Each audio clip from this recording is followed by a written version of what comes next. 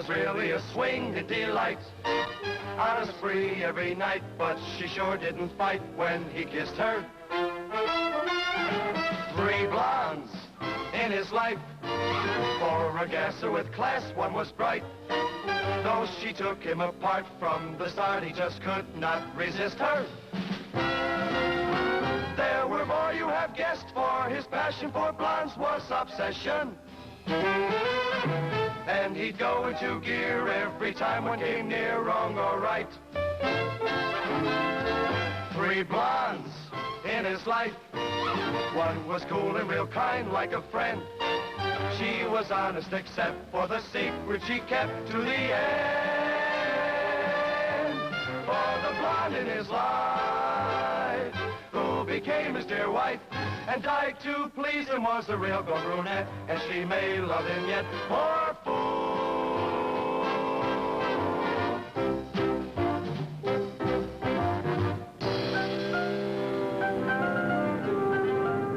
The jet age. It's really a wonderful way to travel, except it gets you around too fast. I'm Duke Wallace, insurance investigator, better known on radio and TV as a private eye. Last week, Bombay. Yesterday, Johannesburg. And now, well, now we're approaching New York City. I've given up trying to figure out where I'll be next. Because every time I start to like a place, the boss calls, sends me someplace else. Well, like now. It's cocktail time in Johannesburg. And Roseanne didn't like it a bit when I had to break our date. But that happens. Rogers just calls and says, get yourself back to New York on the next plane. So here I am. I only hope his ulcers aren't kicking up again, because he can be most disagreeable. I got your message? I can put up with anything but stupidity. What happened? Well, one of Kelly's operators disappeared. He mentions it casually in his report. Dear Mr. Rogers, one of our investigators, a William Collins, has disappeared.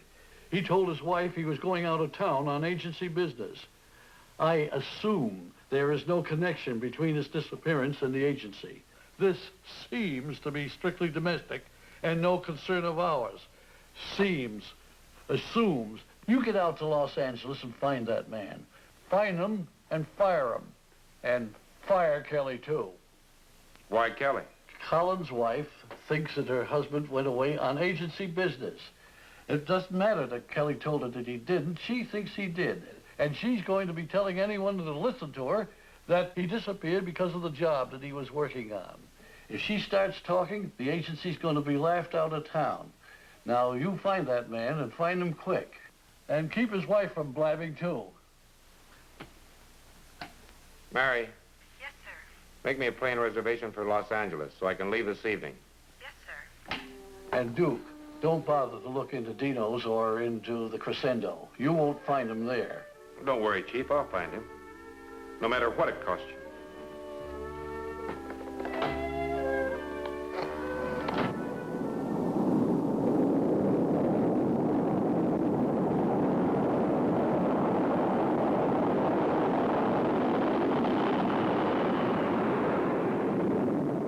The least Rogers could have done was given me one night in New York.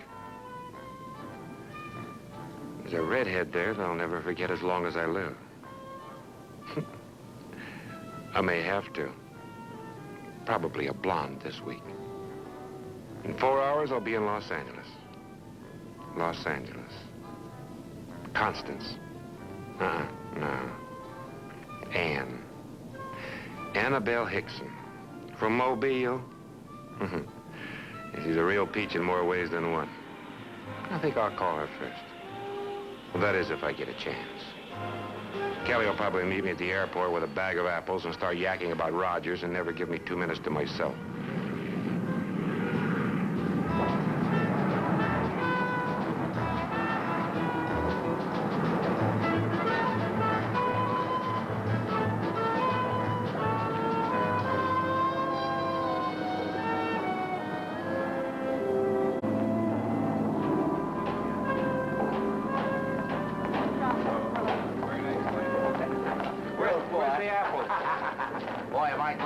you. What a stinking mess. The old man cracking up? Yep. Good.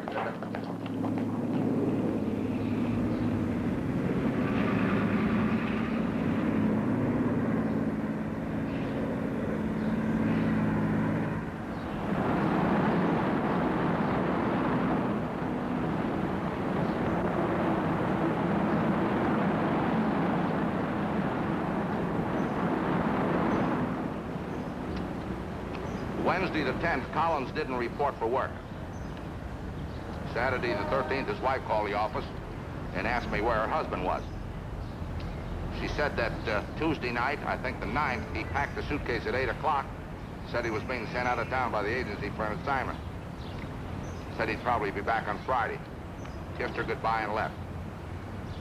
I told her that the agency didn't send her husband out of town for an assignment. And matter of fact, his last assignment was on Friday the 5th. She said, well, where do you suppose he went? I said, I haven't got the slightest idea.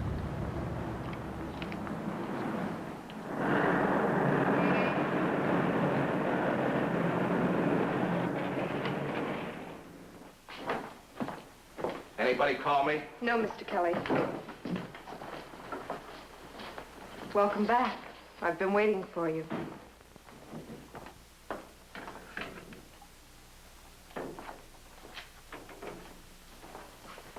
No cream or sugar. As usual? As usual. Thanks.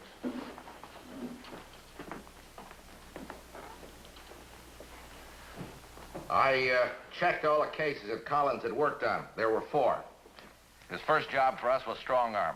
He was a bodyguard for a witness in a fraud case. Case number 2, a jewel case. Lost, strayed, or stolen. Collins made an investigation, discovered no evidence of anything. We kept the case open on our books, but the insurance company paid off anyway. Number 3, a routine double indemnity auto accident. Collins' check concurred with that of the police, who were satisfied it was just what it looked like. Case closed. 4, the bank messenger deal from New York. Collins held the stakeout until we established positive identification. He was relieved Friday the 5th. That's about all there is. Why don't we take a look through his locker?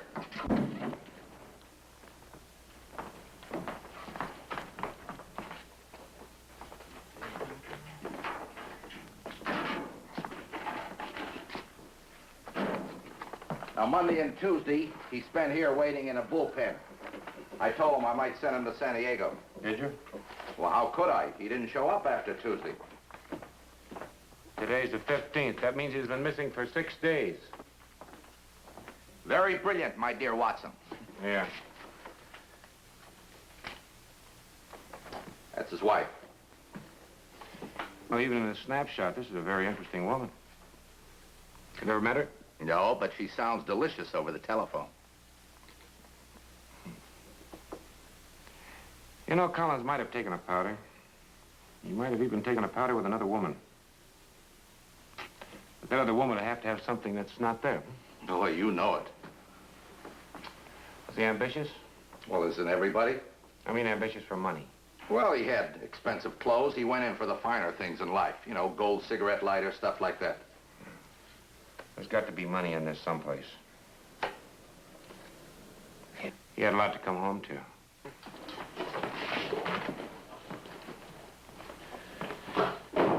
You know, Rogers is really blowing his top. Oh, yeah, I meant to ask you about that. What about me? You're fired. Oh, thanks a lot. I'm sorry I asked. Think nothing of it. Well, maybe I'll write our friend Mr. Rogers a nice letter now. There's a few things I've been saving up to say to him. Like, drop dead, you louse. Rude letter will follow. You want an apple? No, thanks. Forget it. When the old man cools down, he'll forget it. I'm gonna take the company car, go back to the hotel and drop my things off. Then I'm gonna go see Mrs. Collins. Call me later.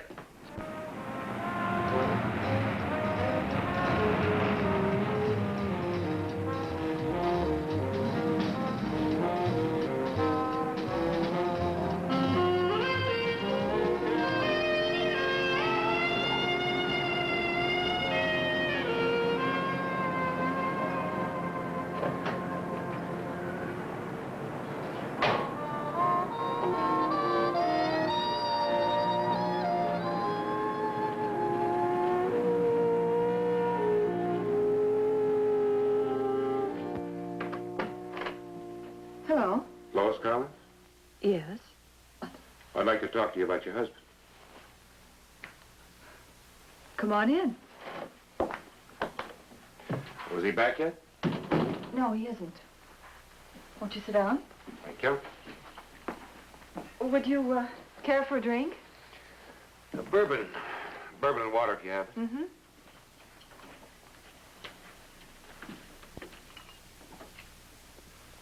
Do you want to tell me, or shall I ask questions? What do you mean? You and Bill happy together? I don't know what you're talking about. Were you? Well, we were married when Bill was working for Holland Company in Seattle. I thought I was in love, and so did he. We were married a year when Bill enlisted in the Navy. That's an old excuse.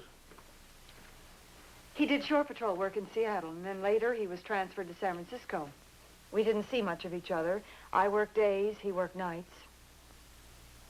Oh, I knew he was playing around, but I didn't know what I could do about it. Outside of leaving him, I didn't want to do that. Why not? Well, he needed me. He always came back to me. I didn't want to hurt him. Yeah. Well, Bill was pretty wrapped up in some blonde singer. Well, by this time, I realized that Bill was obsessed with blondes. From everything I could piece together, all of his interests seemed to center on blondes. Is that why you became a blonde?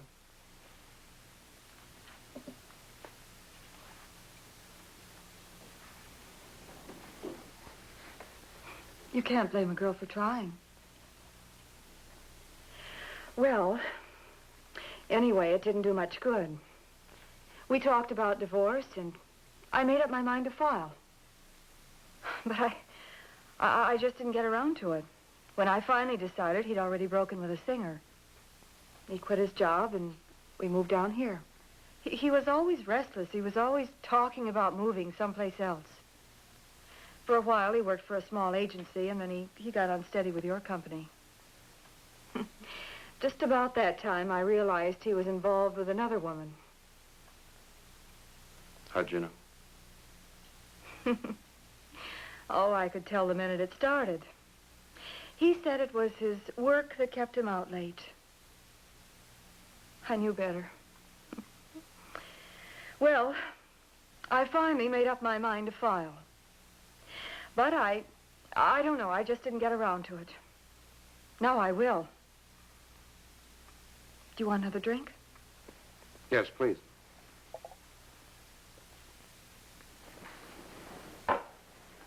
What makes you so sure that you'll go through with the divorce this time? You know, I'll tell you something I learned about him by experience. Women, just women, they didn't interest him very long, maybe 3 weeks or a month. And then he was home again until a new one caught his fancy. But if she was blonde and had money, could buy him things like that singer did, he'd stick around until they dropped him. But when this one drops him, he's not going to crawl back to little Lois. I've had it. Took you a long time to make up your mind. Yeah, I guess it did. I did everything I could to hold on to him. I even became a blonde. Didn't work. Maybe it's all for the best.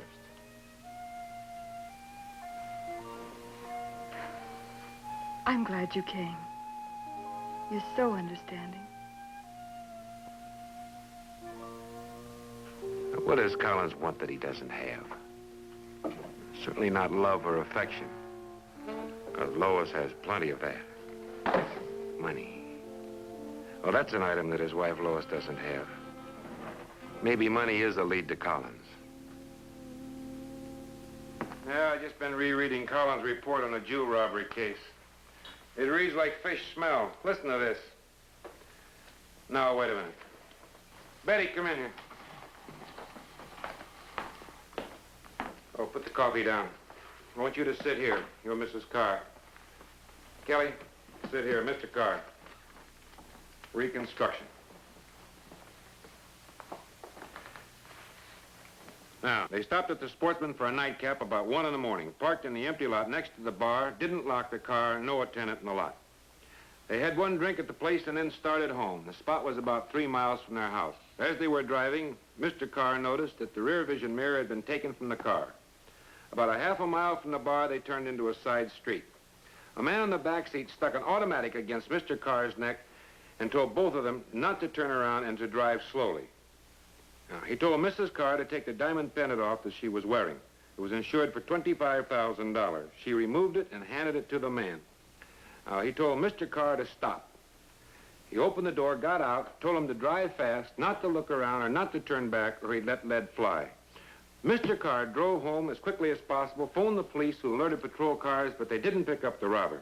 Now, that's Mrs. Carr's story, and it's corroborated by her husband. And it's as phony as Hollywood snow. Any good detective would have laughed at it unless he had a reason not to. She told the story both times, and both times it was straightforward. Yes. And both times she said that the man had stuck an automatic in the back of her husband's neck. If she told the story in her own words, it's reasonable to assume that she would have said that the man stuck a gun in the back of her husband's neck. The word automatic was someone else's word. Someone that wanted an automatic in the car that night because he probably owned a .32 special revolver. So, I'm going to go visit Mrs. Carr.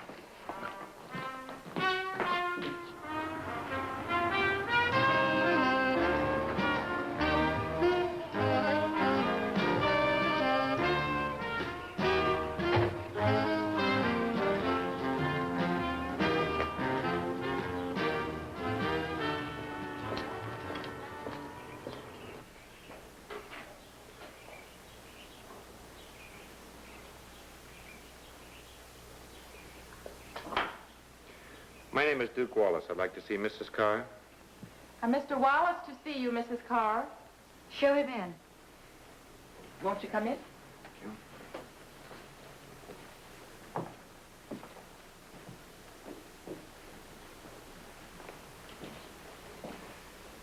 I didn't mean to disturb you, sir, but it's about the stolen jewelry. Stolen jewelry. You did have some jewelry stolen. Sit down, please. Thank you. You from the police? The insurance company. I don't understand. I received a check weeks ago. We never close a case until the jewelry's been picked up. Oh, the insurance company pays off, but we keep working. I see. It's mostly negative work. We circulate a description of the article, keep an eye on the well-known fences, and let it go at that. It shows up sooner or later, altered or broken down some way, but it turns up. Has mine turned up? No. Let me fix you a drink.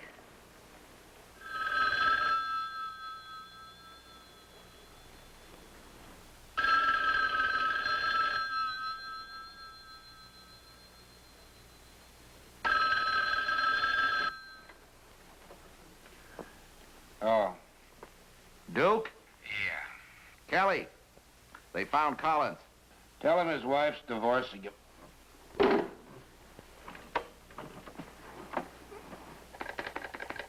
Operator, you cut me off from room 24.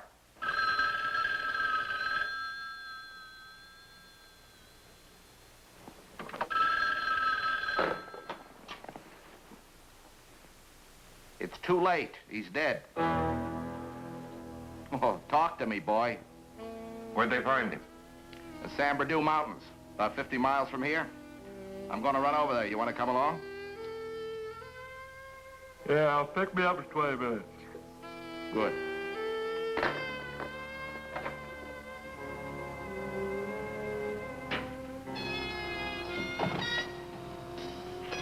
How did Collins die?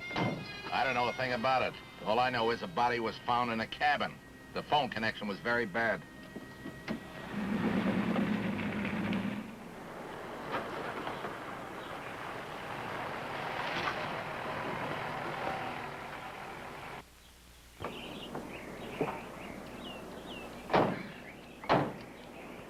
You Mr. Kelly? Hi, Sheriff. This is Duke Wallace from our eastern office. Mr. Wallace? Sheriff? You better ride with me. They're still working on the road. It's dangerous. Your car will be all right over there.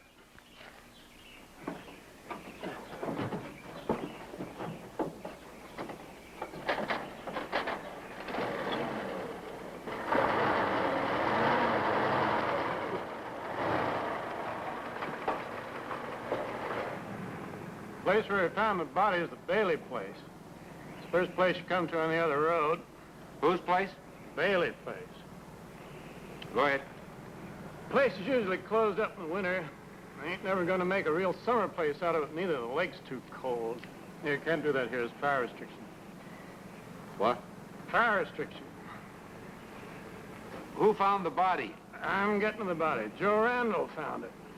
He gets paid to keep an eye on the places over here. Comes over once a week. Well, he was passing the Bailey place and swung his flashlight around and seen the door was open, so he went in and there was the body. Dead body. Well, then the damn fool got excited and got his car stuck in the mud. It was almost an hour before he could get it out and get over to my place. I come over, and what with one thing and another, it's after 2 o'clock in the morning before I can get talking to you people. Seems like everything happened. Elsie down at the phone place couldn't get through to Los Angeles for 2 hours because of some kind of trouble. You sweet on Elsie?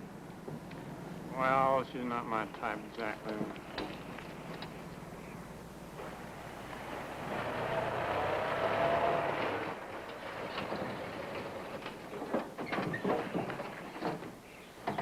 What do you call this side of the lake, Sheriff? Lakeview.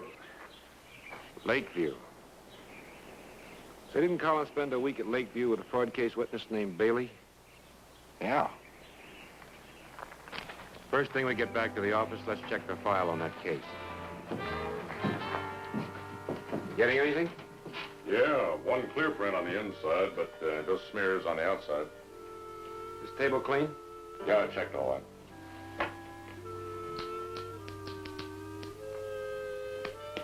Did you get anything off of this? Oh, I couldn't get much. No.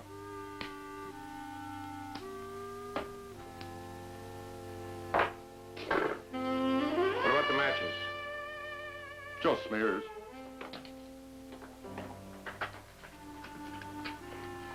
In fact, I've checked everything in the house now. I think I better go out and check the car.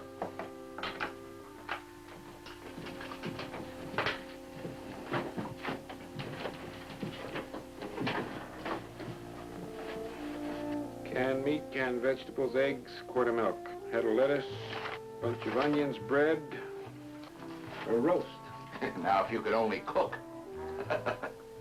Is that important? Could be.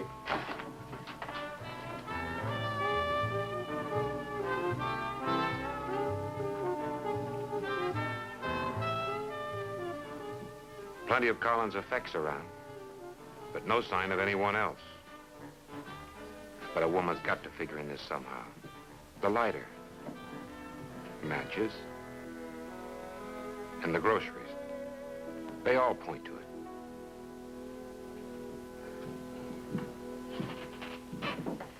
Is that the slug? Yes, I just took it out. I'd say it came out of this gun. Ballistics have to show if that gun was fired recently. They'll tell us if that slug matches that gun. Any prints on the gun? One clear set. You set the time of death? Matter of days. Early Wednesday morning, a possibility? Possibly. We'll take the corpse to town for an autopsy. We'll know a lot more then. Are you all through in here? What about the car? They're working on it now.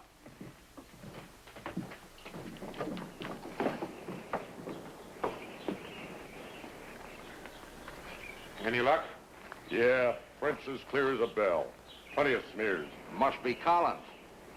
Yeah, we've covered everything here. Let's get back to town. Gentlemen are ready to take you back to your car.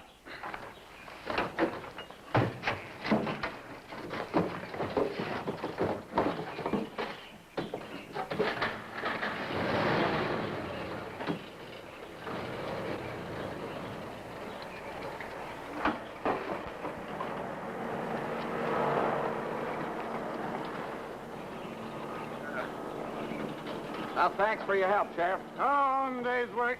A little bit of this country air do you city boys a lot of good. You're right.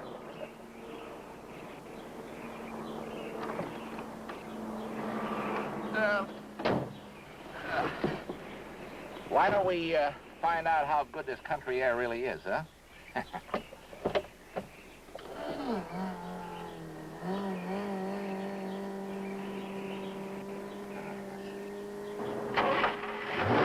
Nice.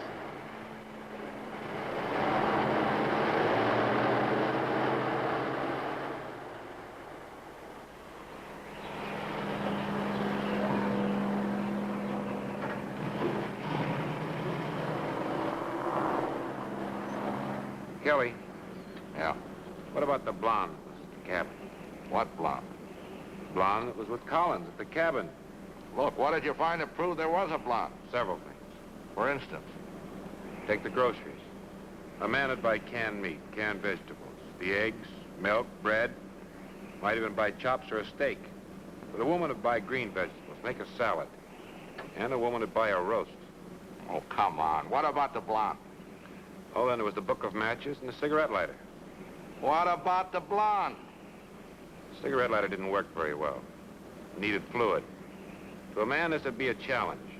Try it several times. If it didn't work, he'd turn it upside down, he'd shake it.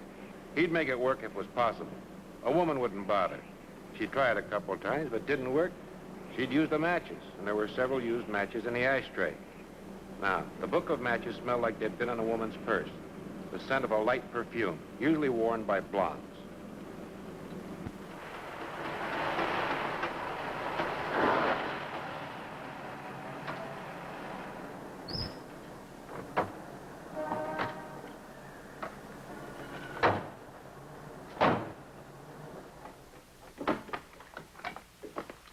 Okay, let's assume you're right. There was a blonde. How did she get back to town from the cabin in the mountains? She had help. Now you got two people up there besides Collins, and all out of that pointy little head of yours. Yeah, she had help. I don't think any woman would drive those mountain roads in the black of night. Even to have fun. So? So Collins drove her up there. I don't buy that. You know, it takes two mighty smart people to spend any amount of time in a place and not leave any definite clues. And those two almost did. What do you mean? Well, the groceries are another angle. She didn't know whether she was going to stay or not, but she made sure if she did stay, she was going to eat on her vacation. What makes you so sure she was a blonde? Pattern. Collins got something pretty nice at home. But I figure it's another blonde. You know, if any one of your hunches pay off, I'm going to treat you to a case of good booze. I'll buy that. I think you'd better go see Lois Collins and break the news. Oh, be nice to her, huh? And you can drive her to San Bernardino. The police will probably want her to identify the body. Oh, thanks a lot.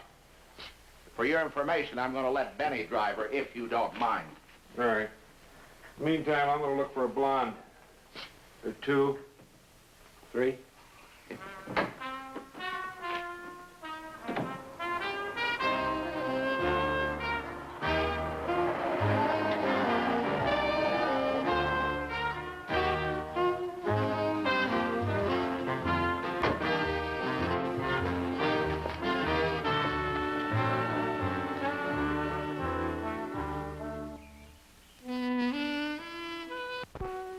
Come in. Bill Collins was murdered. Murdered. Oh, no. Honey, you should have asked who's Bill Collins. But I know. The detective. The one from the insurance company. Of course I know.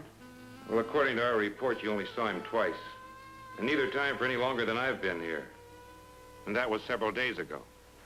If I left now and tomorrow morning somebody told you that Duke Wallace had been murdered, you'd ask, who's Duke Wallace? I remember Mr. Collins. Well, I'll buy that. But not from the two times that he talked over the case with you. Maybe other times when the two of you were alone together. I don't like that implication, Mr. Wallace. I don't either. But I've got a very strong feeling about you. I don't think that Collins just walked up to you on the street and out of a hot brain flash said, Sweetie, you've got a jewel. Let's rig a robbery. You'll get part of the take, and the insurance company will give you a new jewel. No, I think the two of you are real palsy I think together. that I don't have to stand here and listen to your ravings, Mr. Wallace.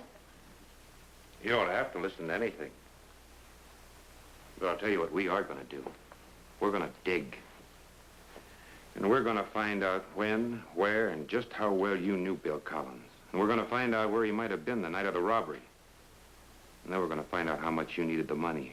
Or maybe how much your husband needed the money, because he may have been on the game, too. And then we're going to find out if Bill Collins got nasty and you had to pay him off to shut him up. And then we're going to see if you were at Lakeview. And if you were, we're going to hang a murder rap on you. No, sweetheart, you don't have to listen to a word I say. I just want to know what you're going to order for your last meal. You really don't have anything. Even if you find that I knew Bill Collins before, it wouldn't prove a thing. He was murdered, Mrs. Carr. Martha, can I call you Duke? Sure. But Bill was murdered. I'm sorry, I liked him. But I don't know anything about any murders or jewel robberies. Where were you Tuesday night, the 9th? Well, it's kind of a silly question for a girl who doesn't keep a diary. Maybe you should. Try to remember. A week ago tonight. Oh. That's the night I took my husband to the airport. Trying to remember what I did. What time are you most interested in?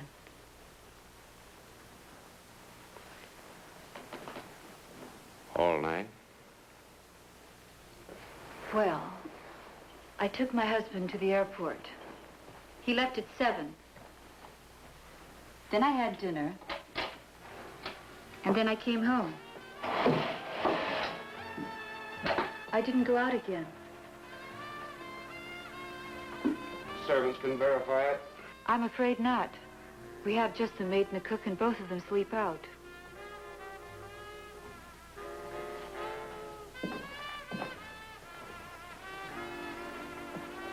So I'm afraid I haven't an alibi. You have everything else? Yes, you have motive, opportunity, and you're smart enough for the part. You can't be serious, Duke.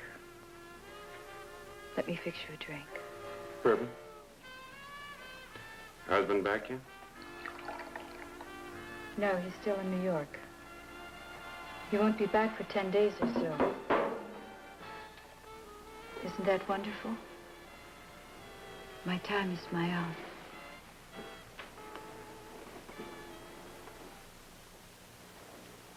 Now, this Bailey who owned the cabin has been in Chicago for a month.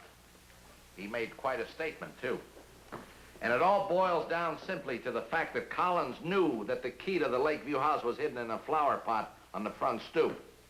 Hey, boy. Down, boy. Pay attention. Now, it was a very simple thing to find out that Bailey was going to spend an extra month in Chicago. All I had to do was call his office. Collins could have very well done the same thing. All right. We know where he got the key to get in. We knew how he knew it was safe to be there. Now, Martha, I want you to get everything on her you can. Put some in on it. You going to put her on the spot? If she's guilty, I want her. Mr. Kelly, Yeah. vitamin pills are here. Bring him in. You know, if one of Collins' reports stink, they all stink. So I'm going to read you the Fortner accident report. Oh, please, not again. I've heard it too many times. I got a better idea. Let the doll read it. We'll both listen to it. Go ahead, honey. On the 24th, the Fortners spent the evening at the Club Casa. They were known there. They came out of the club about 1 in the morning, and the attendant brought their car. Miss Fortner started to get into the driver's seat, saying that Fortner was too drunk to drive. He objected. She insisted, and finally, failing to get her way, went back into the club and phoned for a taxi. Fortner drove off alone. Mrs. Fortner had kept the cab waiting while she had 2 or 3 drinks with some friends. The friends turned out to be 2 men she'd never met before. She was in the cabin on her way home about 15 minutes after Fortner had gone. Hold it, honey. Hey, boy, you know you could be arrested for what you're thinking? Go ahead, dear. The police reported that one of their patrol cars had passed Fortner, and the men had recognized the car. The police said there was nothing erratic about Fortner's driving when they saw him. Fortner had apparently driven without incident right to the street that bordered his home, but there, instead of making the turn off into his driveway, he plunged through the guardrail at the end of the street and over the palisade, a drop of 65 feet. He was dead when they removed him from the car. At the time of the accident, Fortner was 62 and Mrs. Fortner 30. Mr. Fortner's estate was about $500,000, not including the $200,000 from us for the accident. That'll do, dear. You can take the rest of the night off. Good night. Good night.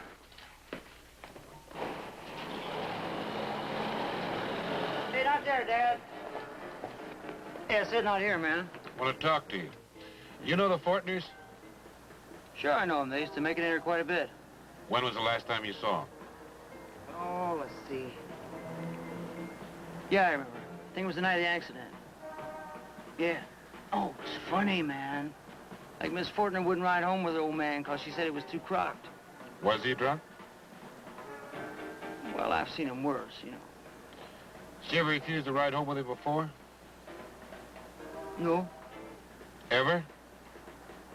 Look, man, like, I only know about the times I saw him, you dig? But she never pulled that jazz before that I know about. When the other detective talked to you, did he ask you about this?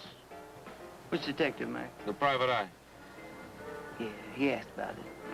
Just like you're doing now. And he asked me if I was sure. And I told him just what I told you. Thanks. I'm hip, thanks. You ever watch television? Yeah, like it's a club, man. It's a club.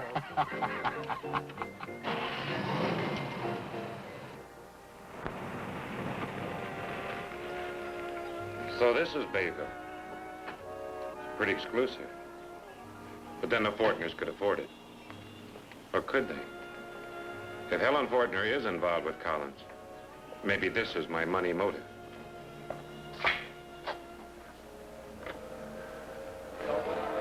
Good afternoon. Good afternoon, sir.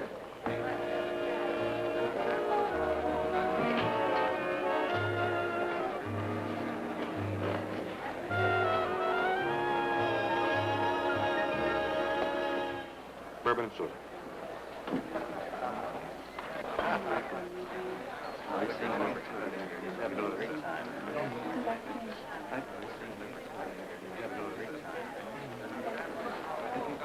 You Helen Fortner?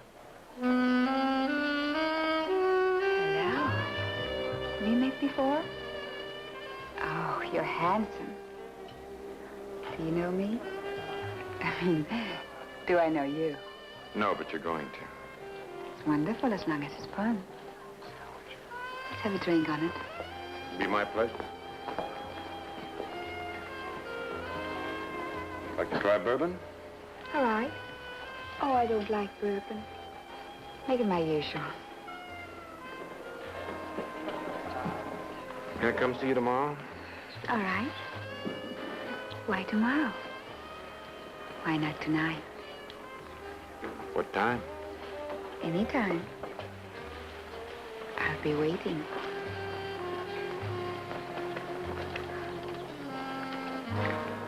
It takes an olive and a twist of lemon to make a good martini. But it'll only take one good clue to put me on the trail of Collins' murderer.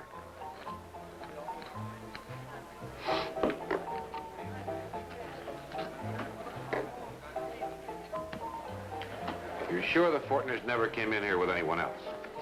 They were good customers. And I'd remember if there was anything different or out of line. I told you the same as I told the other detective. Fortner's always left together. Even when he got pretty well oiled, he always seemed to be able to get home. And she always left with him. Thank you for the information.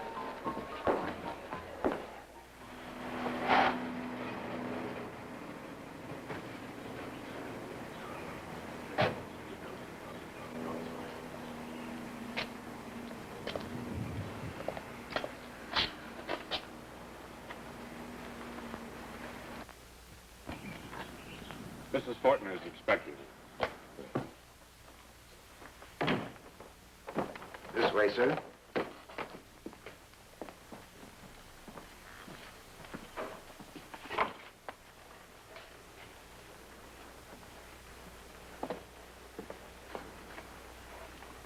Mrs. Fortner was expecting me. Sit down. Helen, you remember Bill Collins? Oh, yes. That nice man I met after the accident. A detective of some sort. He was so sympathetic. He's been murdered. Oh, what a shame. Remember me, Duke Wallace, Insurance Investigations? I'd like to talk to you about the accident that killed your husband. I wanted to drive and he wouldn't let me. He was drunk, and I wouldn't ride with him. You'd been drinking. Oh, yes, but I could have driven. Your husband usually drink a lot? Duke, I'm not a child. I understand that you have to ask questions, and I'm trying to help you. But don't treat me as a child. I'm sorry. It's all right, dear. Is that all? I'd like to know where you were Tuesday night. The 9th. I don't know, dear. Well, you can remember. Try. Think. I'll try. When was the night? About a week ago. Is it terribly important? Terribly. I'll try. Oh, dear, I just can't remember. Why don't we ask Louis? Who's Louis? My butler. I'm sure you'd know. I'll get dressed and we'll ask him. I'll ask.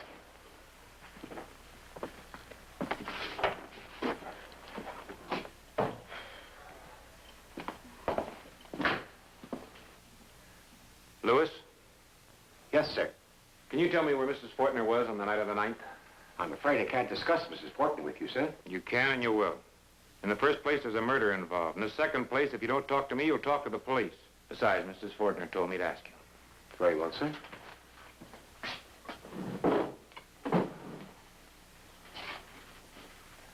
Mrs. Fortner dined at home that night. We served roast duck, sweet potatoes. She alone? Yes, sir. You're sure? Certain she dined alone. She complained that the duck was too greasy and that the French dressing was too tart. Would you care to check?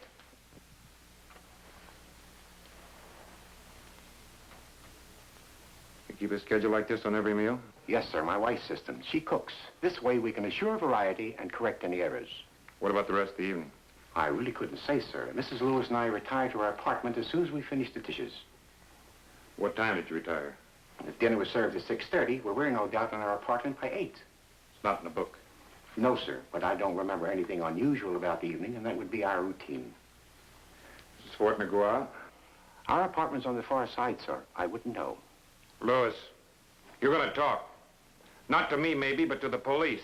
They may have to drag you all the way to San Bernardino, but you're going to talk. I assure you, sir, I have nothing to talk about. Mrs. Lewis and I retired about 8, unless there's a party and we are needed. We serve breakfast at 9 in the morning, and during our off periods, we are in complete ignorance of what happens here. Yes, well, on your on periods, do you often admit men to Mrs. Fortner's bedroom? I can remember of no other occasion, sir. Well, there you are, darling. Been looking for you. Did Louis tell you everything you wanted to know? Oh, that's too bad. Aren't you coming back for dinner? Oh, I have other appointments. Oh. You'll come back after your appointments, won't you? You will, won't you, dear?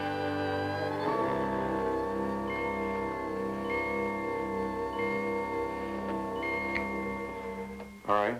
See you at 7.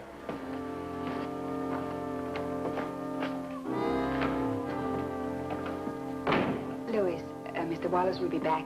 Serve at 7.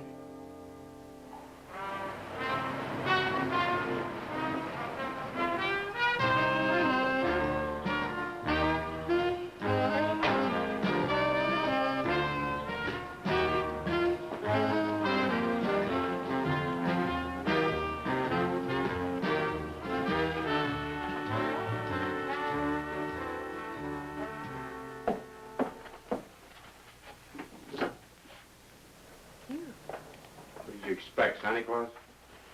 Did you come back for a drink? No, but it's a good idea. Tell me about singing in San Francisco and dating Bill Collins. You're determined to be unpleasant. Why? I'm determined to get some truth into our little conversation. Bill Collins was murdered. And while I personally don't give a hoot, it reflects on the agency, and they're going to pin it on someone. In my book, you fit the part. And because I knew him in San Francisco, you'll frame me? No. Because you and he rigged a robbery, and he wasn't satisfied with his 6,000. 6,000? He chiseled you. Look, Duke, you know I knew Collins in San Francisco. My husband knew I wasn't Sweet 16. And he knew about my friendship with Bill. The robbery. You're too persistent. How does your supposed robbery connect me with the murder? You needed money. A sizable amount of money without your husband knowing about it. Probably gambling losses, the horses, the racing form that I saw you with. So you found Collins, or he just happened along, and the two of you arranged a robbery. He cheated you, you pulled it off, and he covered it by investigating it. And by chance, he was assigned to this case. No. We used 5 full-time investigators. And Collins knew how to pick a time when the other 4 would have assignments and he'd be free. He knew he'd get the case. There wasn't a chance of him missing it. Well, go on. Well, about a month later, he put the bite on you for more money, and you paid. Why would I pay? So he wouldn't tell your husband. Well, he'd expose himself, wouldn't he? Only to your husband. And Mr. Carr wouldn't let you go to jail.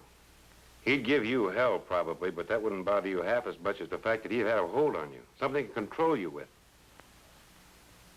Am I boring you? No. Go on with your pipe dreams.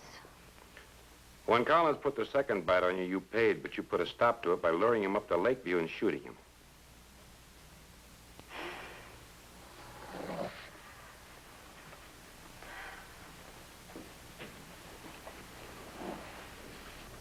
You don't believe I killed him?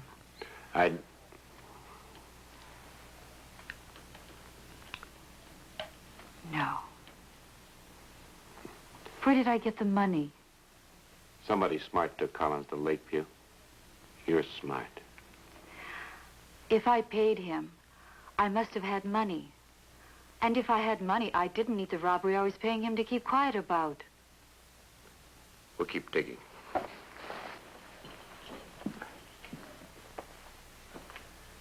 We'll keep checking the pawn shops. Maybe we'll come up with the answer to your question.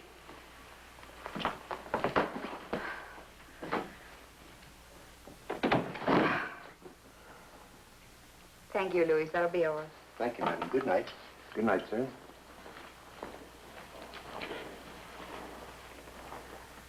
Sit over here.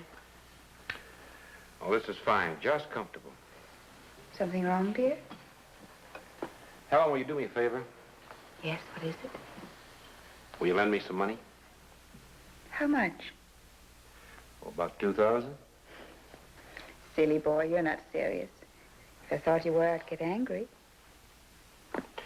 No, I'm not serious. I didn't think so. You shouldn't joke like that. I guess I better go and change into something comfortable.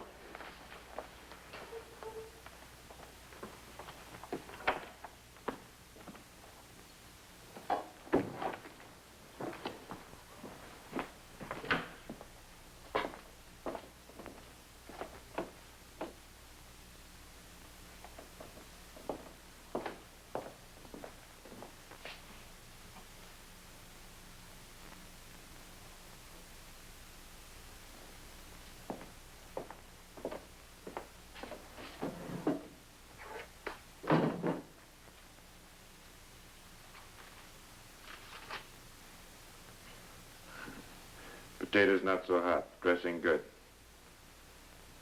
Milk for Madame and coffee for Wallace.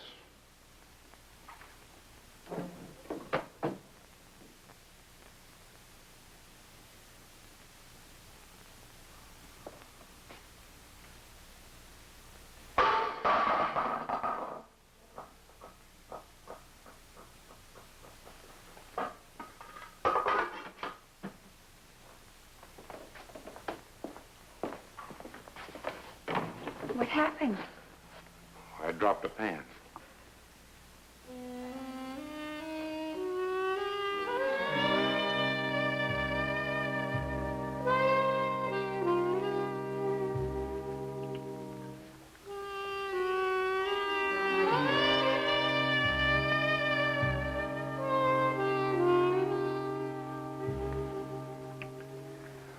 See you later. Where are you going? Well, I've got lots of work to do. Now?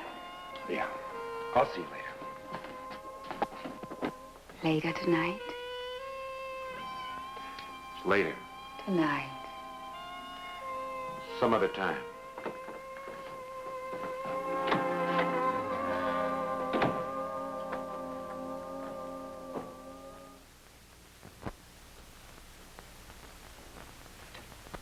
What did you hear from the San Bernardino police? They liked the suicide angle. Did you think of it, Duke? For a minute. It sounds too easy. Prince? Plenty of Collins. The rest of them were smears. Now, the slug came from the gun, and it was his gun. Time of death? Sometime Wednesday morning. Just a guess, though. He was pretty drunk. Passed out. I said he was drunk. Okay. You don't like the suicide angle, huh? No, there was somebody with him. Well, if he was expecting somebody up there, especially a dame, he might have bought the groceries. You know, stuff she told him to pick up. And as long as she didn't show, he probably sat around getting loaded, feeling sorry for himself. What'd you get from Collins' wife, Manny? She'd been told by the time I saw her. She cried a little, but she did again when she saw the body. She was all over it when we got back. Mm-hmm. Did you get anything out of her at all? She hasn't got an alibi. She was home all alone on Tuesday night from about 9 o'clock on. Give her his last week's check. We'll take care of the funeral. Oh, isn't that sweet? The whole thing gets me right here. You're so generous, Duke. Yeah, it's only money. What about Martha Carr? Mrs. Carr had dinner at the Encore, all right. We got a waiter who remembered her because she paid with the 10 spot and forgot to pick up her change. Is that all? Right now, yeah. Good. Why don't you have an apple? Thanks. I already got one. Smart aleck. Any more reports from you? Oh, yeah, I forgot to mention that Collins had 10 grand stashed in the bank. I wondered when you'd get around to checking that. Now, his first deposit was 6 grand. That was 3 days after the car robbery. On the 29th of last month, he deposited 3 more thousand, and then on the 3rd of this month, another grand. Good. Now we're rolling. What else? What about the report to Rogers? You didn't call him. Let him wait. I got a more important call to make.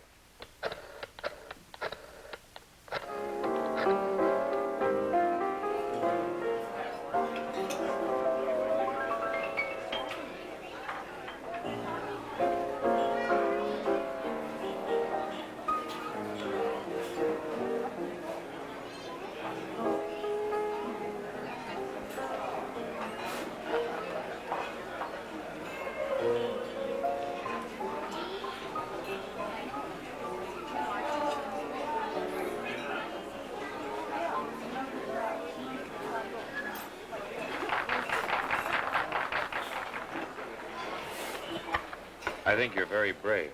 I know how you feel. In a way, I'm glad it's all over. Yes, but we'll still have to bury the poor guy. But how? I don't have any money. Didn't Bill leave you anything?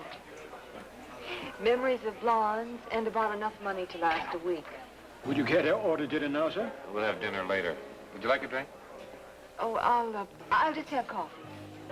Maybe you should have a drink. Make you feel better. Bourbon and water. Make it 2, please. 2 bourbons and water? Very good, sir. How are you going to get along? Oh, Charlie will probably help me. Charlie? Charlie who? Oh, Charlie Walsh. Well, he's Bill's best friend. And he made Bill a promise a long time ago that he'd always be around just in case. You know, he just moved into the room above me. I'm sure he'll think of something. Oh, I'm sure he will. Well, don't worry about the funeral. We'll pick up the expenses. Oh, Duke, thank you. Are you sure that, Bill didn't have some money in a bank somewhere? Bill and Banks never seem to get together. Oh. What's wrong, Duke? Well, I thought you'd level with me about Bill's bank accounts. I know he had money hidden somewhere. You sure he never talked about it? What are you talking about? Bill didn't have any money. Well, all he ever gave me was just pin money. I had to scheme to get money for clothes. Well, I guess I might as well tell you. He had several bank accounts. Bill? $10,000 worth. But I'm afraid you won't be able to use it.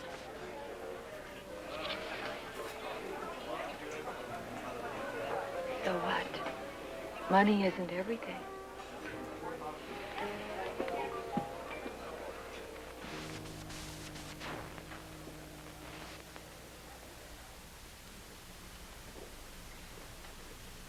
Now, this is only a stab in the dark, but let's say, for instance, let's say that Walt and the Fortner dame knocked her husband off. All right. Okay? Now, Collins found out about it, found out how it was done, and then decided to cut himself in on the deal.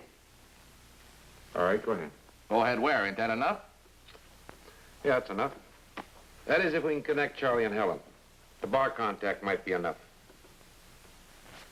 He's the type that goes a long way on a casual acquaintance. Now, say that somebody told her they'd get her husband out of the picture without involving her. She might go along with it. I don't think she's got enough nerve to kill a man herself, but she might help. Charlie follows Fortner home. Fortner gets out of the car, goes into the house. Charlie saps him, dumps him into the car, heads it for the cliff. Forget it. What's the matter? You didn't see the medical report. Fortner didn't get sapped. He had no head injuries at all. Had a broken arm. You're a big help. You make it real tough. You got an idea how it happened? No, that's one of the weak spots. Yes, well, there's another weak spot, too. Only one thing bothers me, that mountain trip. Well, Collins could have told either one of the blondes about the cabin. Yes, and for Martha, the timing would have been absolutely perfect. Her husband was going out of town. That would have left her free to spend a couple of days at Lakeview. With Helen, she'd go anywhere, anytime that anybody asked her to. But the cabin is what bothers me. There's something wrong with it. You got a hunch? Maybe. Anyway, we can't do anything about either one of the two blondes until we find out if the Fortner case was kosher. Now, if it wasn't, Helen has got a motive. But the whole thing hinges on the accident and what Collins found out. Nah, listen, if he'd have found anything, we'd have found it out too, wouldn't we? Well, that's what I said, remember? Yeah, that's probably where I heard it. I just got a hot flash from the airport. Henry Carr didn't leave that Tuesday night. He left on the noon flight next day. You're fired. Why don't you get lost? We don't need another suspect.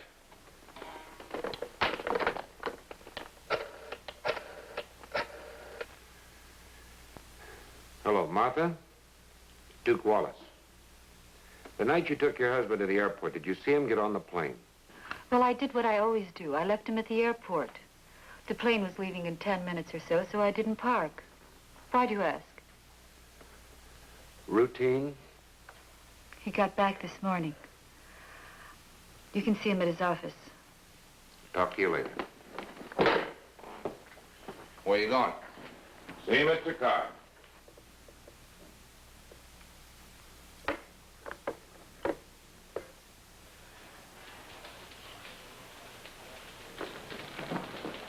Yes? My name is Duke Wallace, insurance investigator. I'd like to talk to Mr. Carr. Mr. Wallace to see you, Mr. Carr. Send him in. Won't you go in, please?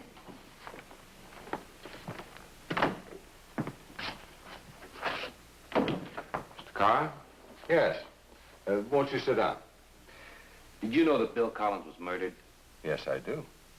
I don't see what possible connection I could have with the murder, Mr. Wallace. Well, the possible connection is the fact that you didn't leave for New York on the plane when your wife took you to the airport. Well, That night, a man was murdered. And the man that was murdered knew your wife. What are you trying to get at? Well, the thing that I'm trying to get at is the fact that your wife knew the man that was murdered. As a matter of fact, she knew him before she married you. They were very friendly in San Francisco when she was singing up there. Why, I knew she had friends up there, of course, but I didn't know any of them. I don't even remember her saying that she'd known Collins before. Where were you the night that you were supposed to be on the plane to New York? That's none of your business. Well, it is my business. You didn't leave on the plane for New York the night that your wife took you to the airport. Maybe you found out that she was going to take a little trip with an old friend. And maybe you followed her.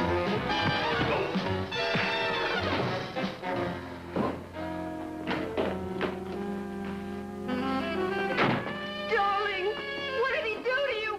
Are you all right? Sweetheart, are you all right? Oh, Well, kid. now I know where your Mr. Carr was the night he was supposed to be on the airplane. What did you do to him? I'll bet it wasn't the first time he wasn't where he was supposed to be. See you sometime. Get out of here! Oh, your poor head. Poor head.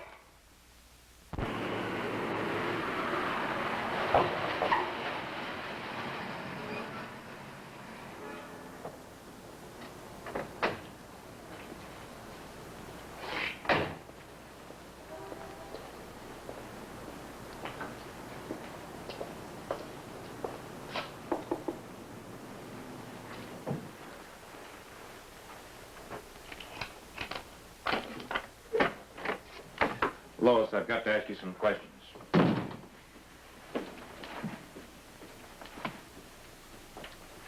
Well, I hope I didn't interrupt anything. Who's this? He's from Bill's investigating agency. Who's that? Charlie. Charlie Walsh. Live here? I got a room upstairs. Cozy. You trying to make something out of it? Charlie, please. Lois, when was the last time you saw your husband? Tuesday night. He left here at 8:30. Why? He said he had to go. No, I mean, why do you answer every time I ask her a question? I was here when Bill left, that's why. Ah. Stay all night? Now, wait a minute, Bud. Well, how else would you have known whether he came home that night or not? Lois told me. See? I want her to tell me. See? He didn't come home. You know, I should have brought a lunch. That is, if it takes as long to get the answers to the rest of my questions. Wise guy, How do you make him crawl back in the woodwork? Charlie, you better go, please. Ought to punch him in the nose.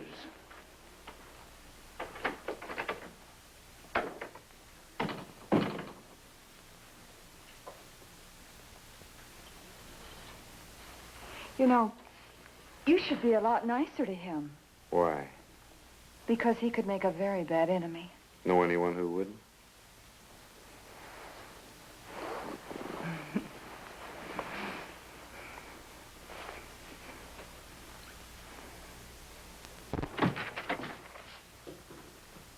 Well, I'm glad you could make it. I damn near didn't. What's now? Nothing. Just this. The report on Lois Collins you asked me for. I found out that Lois Collins is playing house with Charlie the bartender. That I know. Here's a list of the bars where Charlie's been tending bar. The last one was a joint called the Bandwagon. He was fired last month. Now, those two blondes came in there frequently, and they knew Charlie, at least well enough to call him by his first name. Go on. But you know, there's a funny thing. Charlie's got a Hollywood apartment he's still paying rent on. You mean besides the room at Collins? That's right. He rented the room around the 28th of last month. What'd you get on the apartment? Nothing. It's the kind of a place where nobody knows anything about anybody.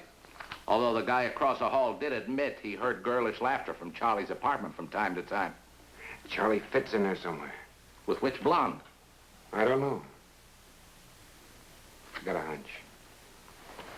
See you later. Well, keep in touch, will you? I remember talking to the private eye, asking if Mrs. Fortner ever refused to ride with the old man when he was stiff. I told him I didn't know of any time she refused to ride with her husband. He was stubborn. He wouldn't let anyone get him a cab. He always drove, and she always rode with him. Charlie Walsh was working here when the other investigator was here? Yeah. You fired him? Look, I ain't making any charges against Charlie. He was popular with the dames, but I let him go. I make just as much dough. There's a lot less liquor going now. I still don't say he stole from me. I just got rid of him. He didn't seem to mind. Nah. Nothing ever really wrong with Fortner, except he didn't seem to pay enough attention to the missus. He can get riled now and then and put in a few extra rounds with some strangers, but she always left with him. I used to have a drink with her myself once in a while. A nice lady. Nothing ever out of line, just talk. But he sort of got sore about it one night, though, and he cut things short and left in a huff, but she went with him. Charlie used to work here. Yeah. Well, after he left, did he ever come in with the Fortners? Nah, I know Charlie. He'd come in and talk to them when they happened to be here, but he never came in with them or anything like that. Charlie always used to give his friends matches with his address written on the inside.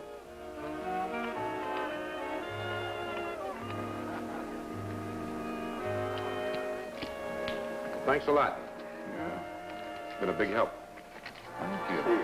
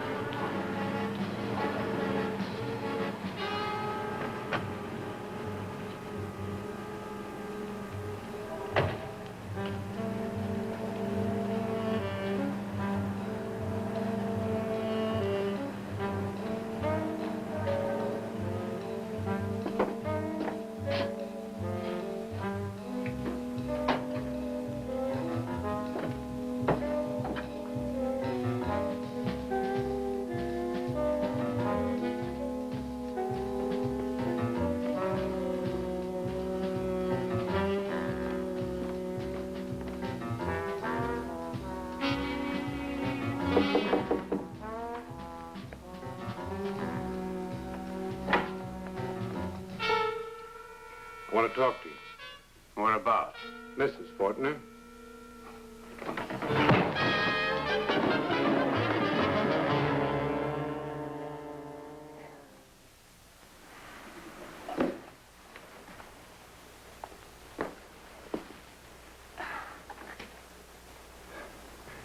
Ooh, that Charlie's a nice guy. I thought he was tied into this deal the first time I saw him playing footsie with Lois. Now I know he is. Why else would he be so nervous? Well, what have you got besides a sore stomach? Only that Charlie knows all three blondes, and all three blondes know Charlie. He and Collins must have had something that was worth money. Maybe some Collins report.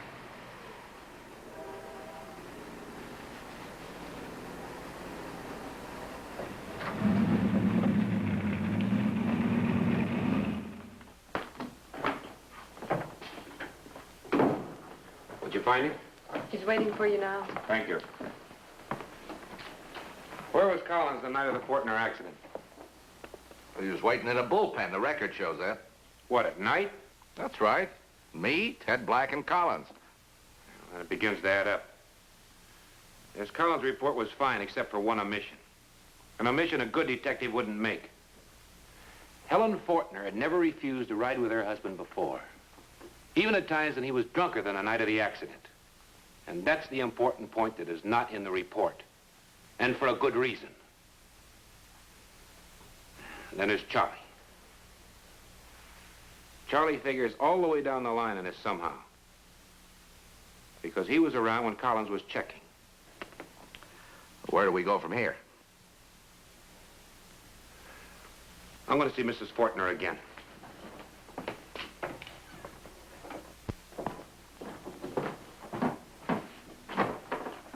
Good evening, Louis. Mrs. Fortner's not at home, sir. I'd like to see your book. My book? The Bendios. Yes, sir.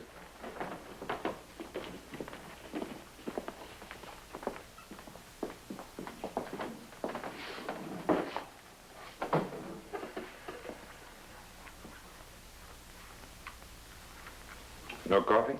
Not for Mrs. Fortner. Mrs. Fortner doesn't drink coffee. No, I didn't think so. Did you hear me banging the pans around in here last night? No, sir. I'll wait for Mrs. Fortner.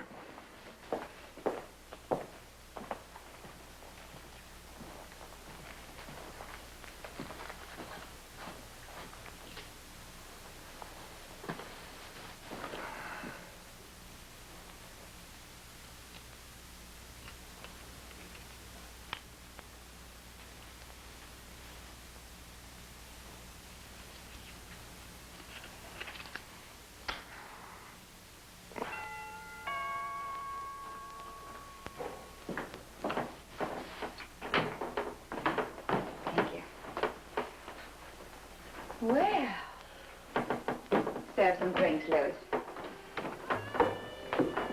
I was most anxious to talk to you. I was going to call you.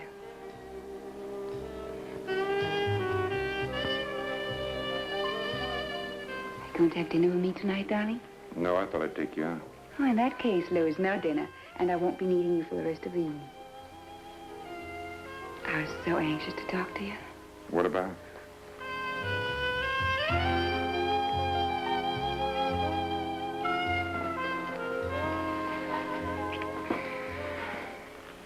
What's the matter? Nothing. Excuse me.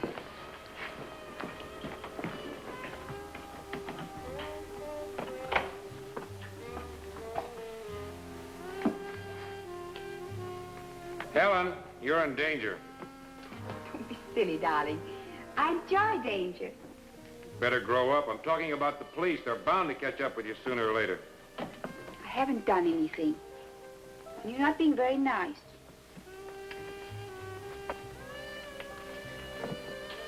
I think you better tell me exactly what happened to your husband and Bill Collins, all of it. Oh, I haven't done anything. My husband had an accident. What about Charlie? Bartender? That's right.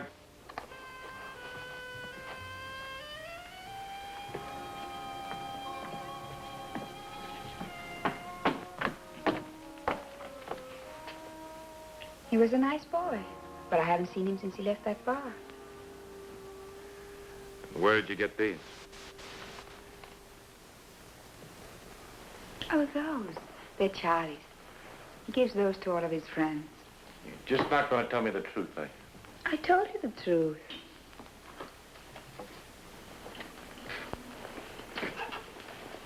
I wasn't very nice to you last night. I thought you were. No. You wanted some money, and I didn't give it to you.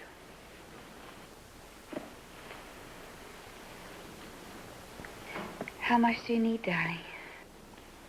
Helen, did you give Bill Collins money? Oh, yes, he needed it, too. He was so nice to me. He asked me to go away with him for the weekend in a cabin. Did you go? No, Charlie wouldn't let me.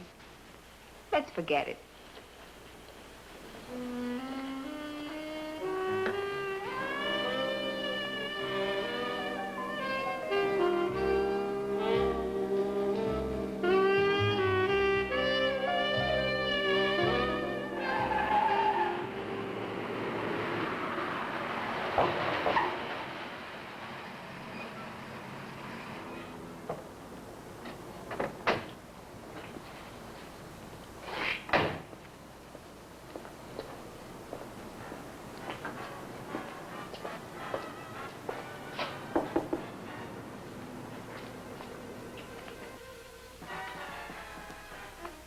Charlie?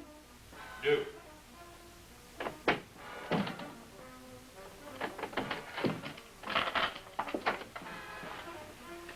You're expecting Charlie?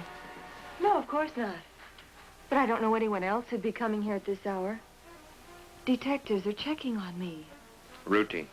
Well, I don't like it. Charlie says they're not police. He says they're private detectives like you are. Charlie's smart. What are you doing up so late? I couldn't sleep. I was lonesome. You are expecting Charlie? I told you I wasn't. Is he in? I don't know. I didn't see his car out front. Where does he live?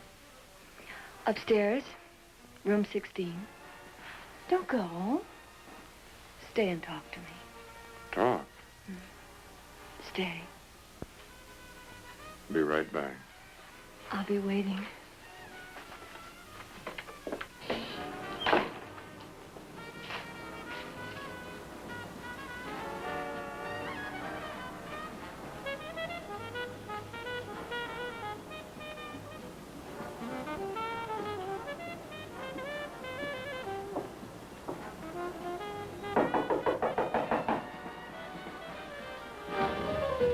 Yes? Open the door. Who is it? Duke Wallace, I want to talk to you. Hello, Peeper.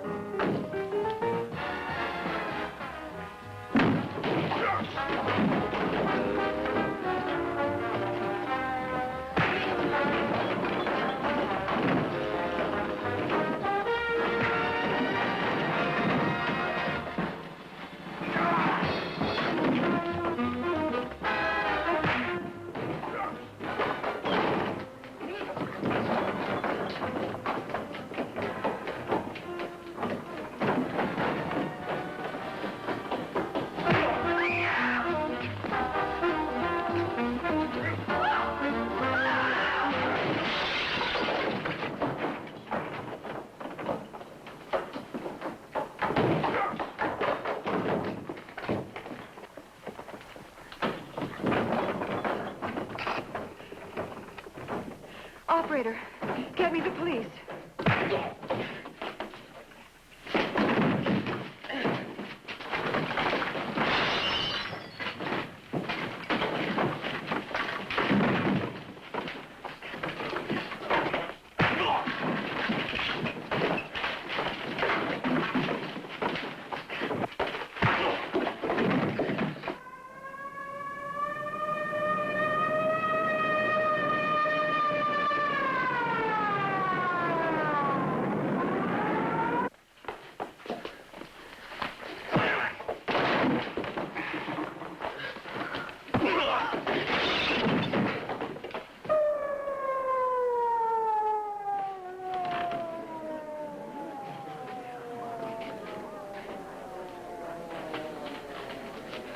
All right, folks, let's through here. Come on, stand back. Let us through. Book him. I want a doctor. Who are you? Duke Wallace, International Insurance Investigator. Book him. What's the charge? Suspicion of murder. Any accomplices? I'll come down and prefer charges. He's all right.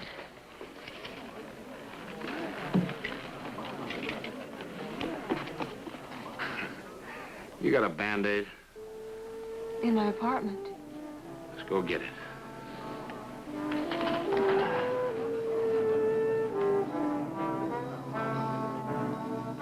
Helen first met Charlie in the bandwagon. She wanted to get rid of her husband. Charlie wanted to make it permanent. Helen put a Mickey in her husband's drink and then refused to ride with him.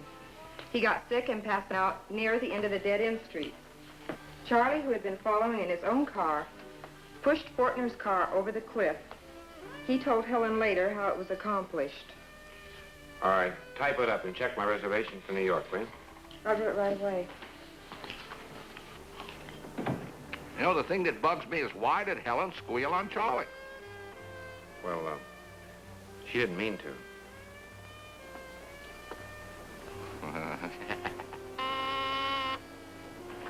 There's a Mrs. Adams here to see Mr. Wallace.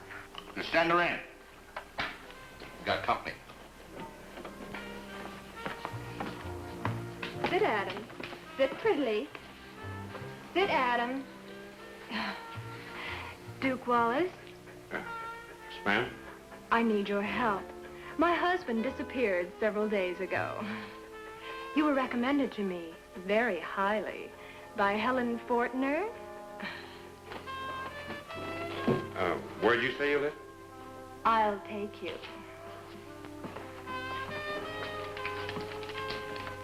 I know. Don't call me, I'll call you.